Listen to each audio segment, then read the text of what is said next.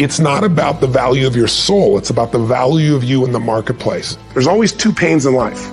There's the pain of discipline, or there's the pain of regret. It's not what happens that determines the quality or the quantity of your life. It's not what happens. And the reason is because what happens to about everybody. No different. The sun went down on all of us last night. A common event, a happening. And I found out that the same things can happen to two different people. One gets rich and one stays poor. Why is that? It's because it's not what happens, but rather it's what you do that changes everything. What's an area of your life right now that you really want to improve? What's an area that's important to improve? If your body's great, how about your career? If career's great, how about your relationships? Intimate one especially, or your kids, or your relationship with your creator, your spiritual side of your life, or is it your finances? Figure an area that really matters. Decide on that area. I say to people, you got to participate in your own rescue. You've got to retool yourself. Lasting change is different than a goal. You don't always get your goals, but you always get your standards. Everybody in life gets their musts. They don't get their shoulds. Most people have a list of shoulds, don't they? Don't you have a list of the shoulds, things you should do, you should follow through on? I should lose some weight, I should work out more, I should make more calls, I should respond more rapidly to my email, whatever, you know? I should get into the office earlier, I should be, more confident. Whatever your should list is, people love to have their should list be met, but it's kind of like New Year's resolutions. If it does, it's really exciting, but if it doesn't, which is most of the time, it's a little disappointing, but you kind of know it's not going to happen. But when you decide something is a must for you, an absolute must, when you cut off any possible, you say, I'm going to find the way, or I'm going to make the way. Human beings, when they resolve things, when they make a real resolution inside themselves, which is they raise the standard and they make it a must, they find the way. Everything in life is always changing. We don't have to work on change. Change is automatic, but progress is not. So if you want to make real progress, then you really got to look at your life in a different way. You got to say, I got to take control of this process and not just hope it's going to work out like people do who make a resolution.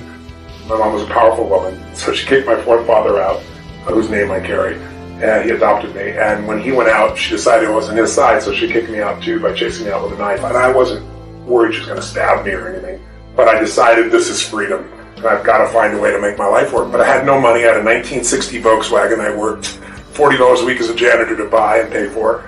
And so I had no car, I had no money, I had no anything. I went and slept in a person's laundry room, and then I decided I've got to figure out what to do, and I needed to feed my mind because I was so depressed, I was so overwhelmed. I'm missing my brother and sister and feeling just completely out of sorts.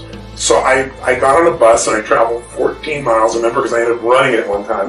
And I went to this bookstore and I bought this book called The Magic of Believing by Claudia Bristol. It's the first real book other than maybe Think and Grow Rich or Emerson's essays. And I started on this journey of saying every single day I'm going to feed my mind. I'm not going to hope good thoughts show up. I'm going to read biographies. I'm going to find out what makes people tick. I'm going to understand what makes me tick. And I wanted to read a book a day, but I didn't do that. I took a speed reading class and I read 700 books over 7 years. And they were all personal development, human development, psychology, physiology. And then what I try to do is take anything that I learned and apply it.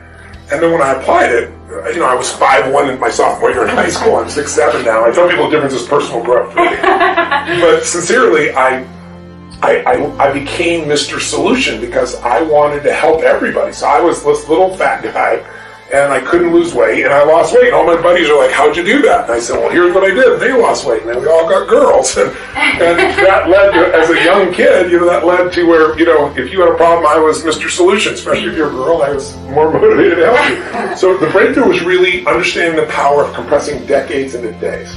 And if someone has spent decades of their life and they compress it into a book, and you can read it in an hour or a few days, you have such an advantage, because when you learn by your own experience, it's painful and it's slow.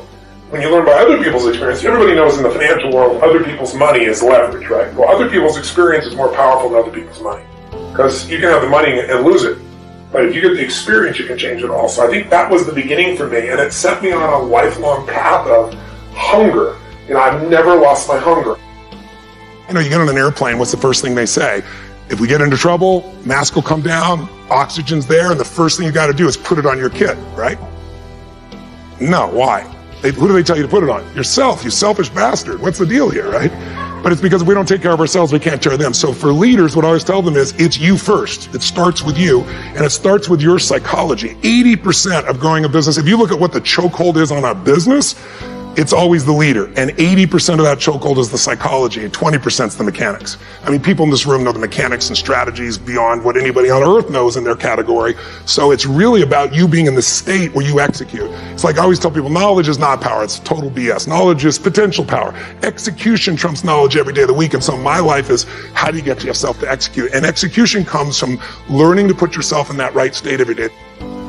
What do these people need to get started? Why aren't they starting? We all know the answer is fear. But the difference with you guys or me or anybody who's followed through is we're more afraid of what life would be like if we don't follow through than the person who's willing to settle for what they got and kind of hope it'll change and maybe purchase something for the moment and then not follow through on it.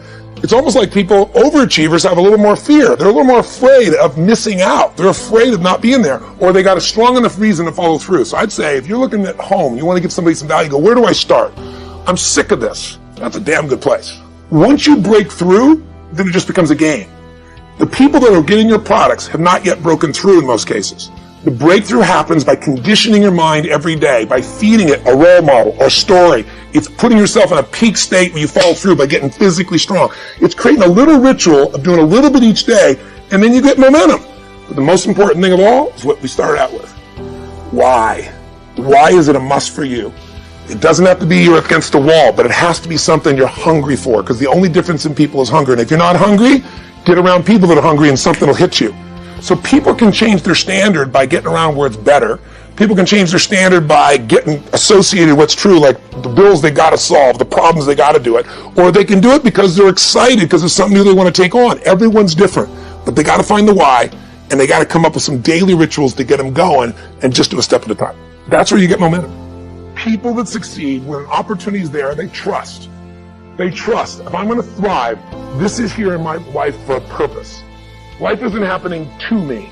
Life is happening for me. And even this pain or challenge or this opportunity is something I got to find a way to make use of. I need to make a decision, and I need to do something right now to move things forward in the direction of what I really want in my life. Even if I don't know the final destination, I need to move in that direction. I need to take some form of action. Most people have all these visions. Maybe they start to make a little sort of decision. But they don't make a real decision because they don't act on it. And if you don't act on it, your ideas, your dreams will die in your mind. They'll die on your lips. And think about it. Most people in North America, around the world, the Western world, are they truly fit, strong, and healthy? Do they truly have a relationship that's totally passionate? Do they love their work? Are they economically free? The vast majority, you and I both know the answer is no. If you want to be like most people, then what you got to do is figure out how to survive. If you want to lead, you got to thrive. And you have that capability, and you're probably already doing it. I'm probably speaking to the choir to some extent. If you're still watching this right now, you've turned me off as a raging maniac who's on a rant, because that's what I am. I'm on a rant right now. A rant to call to your soul to say, no matter how great life is, take it to the next level.